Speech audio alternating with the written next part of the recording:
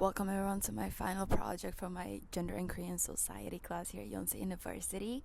Before we even start, I feel like I have to give credit where credit is due because to conduct all of it, it wouldn't be possible without different scholars and authors and their works. Not only that I drew from different fan discourses on different forums, such as Quora, Reddit, multiple YouTube videos and their comment section, I also watched multiple survival shows and interviews with K-pop idols. And as for scholarly works, I drew from Judy Butler's Performative Acts and Gender Constitution, an essay in phenomenology and feminist theory, as well as Lara Mulvey's Visual Pleasure and Narrative Cinema, from Angela McRobbie's Beyond Post-Feminism, and lastly from Wendy Brown's Sacrificial Citizenship, Neoliberalism, Human Capital, and Austerity Politics. What are we going to talk about today? The girl crush concept. 말해봐다, 어서 다, 'cause I'm not shy. Not shy, not me. 난 다 원했다. Not shy, not shy, not me. Give me da da da da da da da.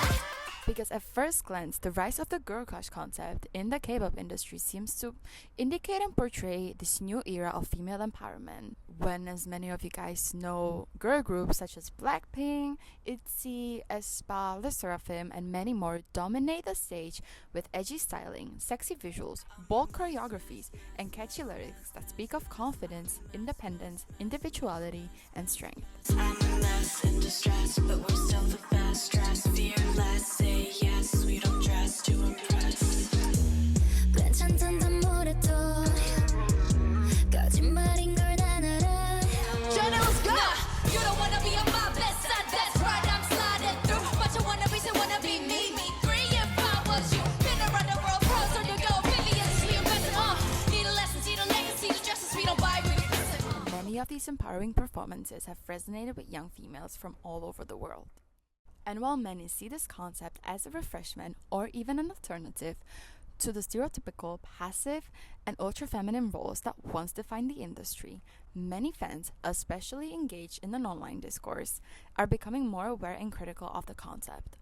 And instead of seeing it as a form of self-empowerment, they have begun to acknowledge it as a commodified and crafted illusion. Therefore, underneath this empowering concept lies more complicated reality. And what do I mean by that? Female idols might appear independent and bold on stage, but this concept is carefully crafted, scripted, and ultimately constrained by the commercial, neoliberal, and patriarchal structures that govern the industry. What do I argue in my final project then? Well, I argue that the girl crush concept and its aesthetics in the K-pop industry are managed and operate within a post-feminist and neoliberal framework. When the companies profit off of selling this fantasy while still maintaining control over how femininity is performed and consumed. And instead of the girl crush concept being a liberating form of expressing oneself, where the female idols would take the initiative and were allowed to present themselves freely without any constraints, it repackages independence as a spectacle that is empowering in appearance but disciplined in practice. But before we dive into the girl crush concept, we have to go back to the beginning.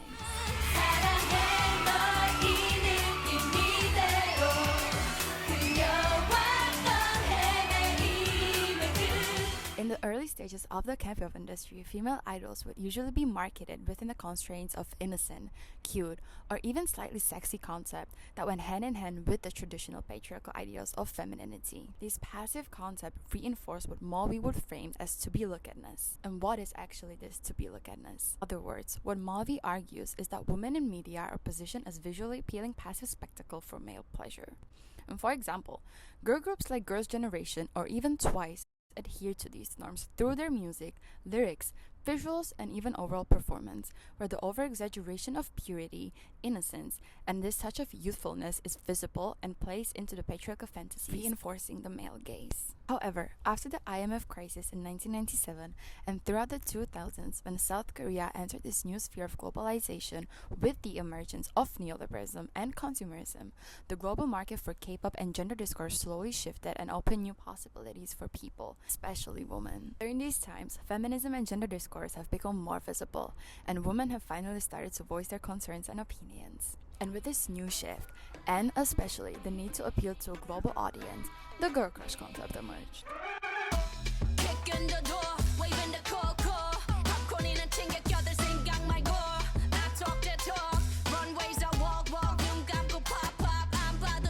And marked the change from the passive and confined to the bold and independent. Yet just as Butler argues, the gender identity is not merely fixed but rather constituted through stylized repetition of acts that are shaped historically and culturally. Gender, thus, becomes an object of beliefs that plays out as an illusion. Instead of entirely rejecting the gender expectations of how women should present themselves, the concept itself is reshaped by replacing the cute with the bold.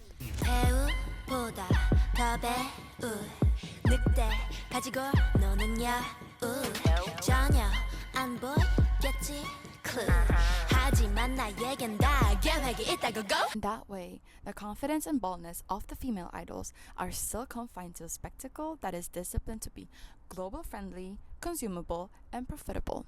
What does the rise of the girl crush concept suggest then? It suggests that the industry embraces and promotes female independence, right? However, I feel like this should be examined through the lens of post-feminism, which, according to Meg Robbie and her Beyond Post-Feminism, acts as if it acknowledges feminism and renders gender inequality as solved. It further encourages young females to seek empowerment through self-sacrifice, which kind of goes hand in hand with the neoliberal ideals. And as Brown describes in her Sacrificial Citizenship, this neoliberal rationality transforms individuals into human capital that demands continuous self-investment. If you think about it, idols embody this neoliberal logic, especially through their intense and long training sessions, strict body surveillance, appearance control, and constant self-management that we can kind of see in many of the survival shows that are becoming very popular in Korea and worldwide. And what do I mean by idols embodying this neoliberal logic? Well, their bodies and personalities become products to be managed, marketed, and consumed by others. While female idols might appear strong and autonomous, this empowerment is carefully crafted, controlled by the industry that is still behind the scenes actively dictating their labor, appearance, speech, and bodies.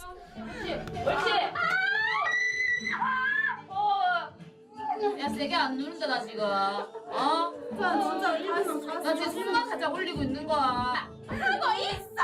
빨리 빼봐 빼줘 진짜 아파 朝何も食べない昼サラダちょっと食べて夜食べないみたいな生活をしてて多分1日に300キロカロリーぐらいしか取ってなかった時本当に力が出なくて貧血は起こすしいや本当に死ぬかと思いましたねいや本当に死を覚悟しましたなんか진짜 많이 빠졌어. 진짜 대박. 되게 많이 빠졌네. 빠질 수밖에 없지. 뭐 물도 못 먹었어요 아 진짜 오랜만에 40%. 진짜? 저 진짜 너무 힘들었어요. 47.9. 진짜 박수 If you make it, your life's going to be really exciting. But you're also going to have to give up quite a lot of freedom. How do you feel about that? This job is not forced. This is what we want. So we don't have to be freedom, and this is we have to do it. I think so. It is okay. 제가 배우는 건 내가 연습하는 건 무대를 연습해야 하는데 무대에서 멋있어 보이는 모습을 연습해야 되는데 실제로 해야 하는 행동은 살짝 인형처럼 행동을 해야 돼요. 이렇게 해라 저렇게 해라 모든 게 통제당하죠. 잘못일 수도 있고 그거를 개선하려고 노력하지 않은 회사들의 잘못일 수도 있고 그러니까 모든 자신의 솔직한 모습을 보여주지 않으려고 한 연예인의 잘못일 수도 있고 그 모든 잘못이 계속해서 섞이면서 썩어버렸다고 생각을 해요 저는. Concept itself is not a threat to the system, but it rather serves as a product that is successful and profitable while still within the constraints of the strictly gendered and patriarchal industry. And this is what I find especially alarming, because especially for young female fans, they consider these performances as a perfect example of empowerment, when in reality, they kind of reinforce the neoliberal and post-feminist logic, when empowerment becomes a marketing strategy rather than a way of resistance. That we kind of established that the girl crush concept is a tightly controlled spectacle that gains popularity through effective labor, we should talk about the fans.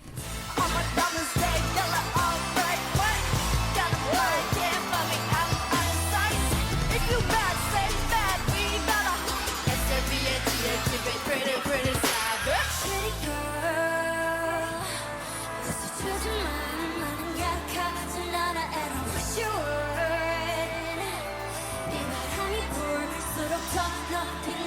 because it especially gains popularity through the investment of fans worldwide, and especially young female that the girl crush concept is targeted at. What I find at stake here is that the concept is sold as an empowerment but operates under male management, control, and profit-driven logic. Female fans are therefore led to mistake the aesthetic independence for actual resistance and ultimately reinforce the male gaze rather than subverting it. However, while this concept seems like it offers a new and fresh break from the cute and innocent traditionally associated with the industry, many fans, as I mentioned before, especially those interested in or engaged in an online discourse, started to raise their opinions and concerns regarding its supposed empowerment. Truly, for some fans, this boldness and seeming independence can provide a sense of identification within the patriarchal constraints. However, as it is being revealed, particularly in the online world, this perception cannot be applied to everyone. Many female fans these days view the girl crush concept as a performance under a feminist facade that is produced for profitability rather than a genuine pushback and challenge to the gendered norms in the industry.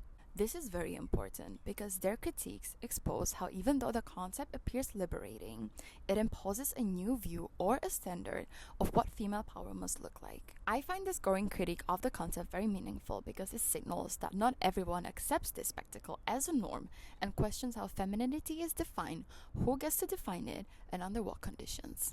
Because the fans play a very important role in promoting the girl crush concept, I decided to conduct small interviews with female fans here at Yonsei and ask them about the girl crush concept. Let's see what they think about it. My definition of the girl crush concept would be being an independent woman, powerful. I would say who comes into my mind when it comes to this concept is, for example, Blackpink. I think they are the most dominating group when it comes to this kind of concept, and they have been for a really long time. And I think they have actually, in some ways, influenced the other groups or their companies to go towards this kind of concept. An idol group that consists of strong, empowering female characters. So these characters are portrayed not only through the music video concepts, for instance, but also through the idols themselves. Something that a lot of the younger generation females really look up to. The first K-pop girl group that comes into mind when talking about this concept is probably Blackpink or aespa. Something opposite that you often see in girl K-pop groups nowadays. One that goes against the rules, I guess. Like, yeah, I'm a baddie girl or something like that. First one who comes to my mind would be G-idol. I've noticed a lot of groups these days really have bold outfits that you could not see before in K-pop. I feel like it was more pure and cute. So I think that's something you see a lot these days in K-pop groups. Also through lyrics, a lot of groups do show feminine topics like in their lyrics. So for example, like G-idol, they have released, I think, several songs that talk about these really censored topics in Korea about being a woman and being feminine and just femininity in general. Shows the femininity aspect differently than other concept in the girl group genre. Girl crush concepts are more of like strong, bold, and very much showcasing, sort of hinting that they're independent. The idols themselves are independent women. Okay, based on what I've like read of the lyrics of G-idol and everything, I would say that it portrays like power, telling women nowadays like, hey girly, you can do it, go with your own rules, you don't have to follow others people rules. I do not really think it is empowering. K-pop has progressed towards being more open, more bold, and expressive in many ways. Their concepts, their songs, their music videos. I do not think it has reached a point where it is empowering towards women and girls. It's still a highly debated topic, and I usually oscillate between the two sides of the debate. I do think that it does support female empowerment, because it inspires the younger generation, like their fans, to girls can be cool, girls can be independent. These are the females that are representing our generation, because they have this strong, bold image that is currently a very much desirable female character that most younger generations look up to. At the same time, I do think that at the end of the day, it's still just a concept. Female empowerment is something that, as I said, has been really relevant in recent days. So they try to stay relevant. That's why they choose the girl crush concept in the first place, to keep up with the industry's demands and also the interests of the younger generation that they want to attract.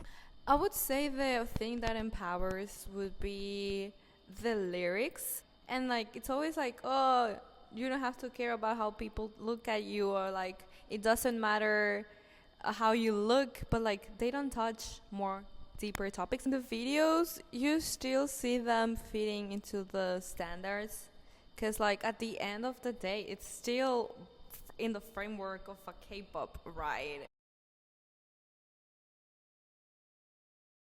Myself, I don't think I'm empowered by watching or consuming this type of media. In some sense, it's made to be that way. They're showing the girl crush concept in a very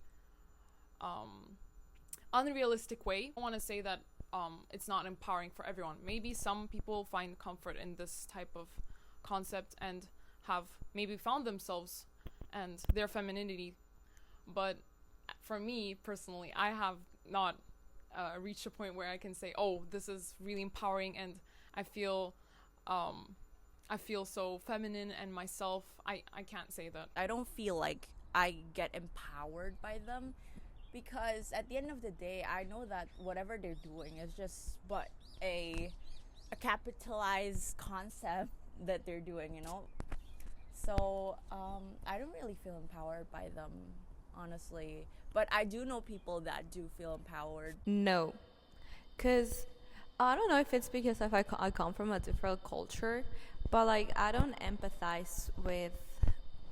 Okay, sometimes I would say I would empathize with the lyrics. They're oh, okay. I feel like it's something refreshing after all the cutie concepts. So I find it refreshing, because this time I think they're trying to send a message through their songs, but then based on the performances on the music videos, I don't know, I just don't sympathize with them. I don't know, I guess different cultures for me. I would say that women in general, girl groups, should focus on being themselves, and a lot of groups are managed by men, and the men in those companies, large companies. So I think if they would play a stronger role in decision making and, for example, concept planning and sketching, I don't know, and even creating songs and lyrics, I think it could change the K-pop industry, and it would become a more creative and more inclusive platform where people really showcase themselves and who they really are. Women can just be themselves. I think that's a lot more empowering than having this artificial message of, oh, women can be very bold, they have bold characters, that's why they're empowering society. I think that's still pretty much artificial. What they should emphasize is that women can be whoever they want to be, women can be themselves. They don't have to alter anything about themselves. I think that'll be a lot more powerful of a message to the younger audience. Basically, I would let the groups have their own creative process. Someone gives that a concept, and I don't know if they're involved in the lyrics or someone gives them the lyrics and they just be like, okay, just say this and sing this, do this choreography. But I think like to it for being more authentic, be more like, it can even make people empathize more, would be to let the girls in the group to have their own creative process and participate more, from the lyrics, from the message, to even the concept they want to do. Like give them that freedom.